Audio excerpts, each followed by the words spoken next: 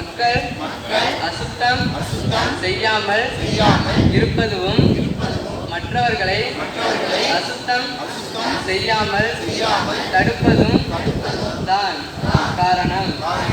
இதனால் நான் ஊரிலிருந்தும் ஊர் தெருவிலிருந்தும் தூய்மையான பாரதம் பற்றி பிரச்சாரம் செய்வேன்.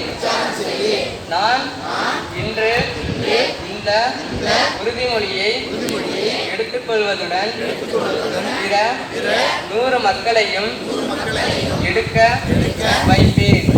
அவர்களுக்கும் என்னை போல் சுத்தம் சுகாதாரம் காக்க 100 மணி நேரம் செலவழிப்பார்கள். இதற்காக நான் பாடுபடுவேன்.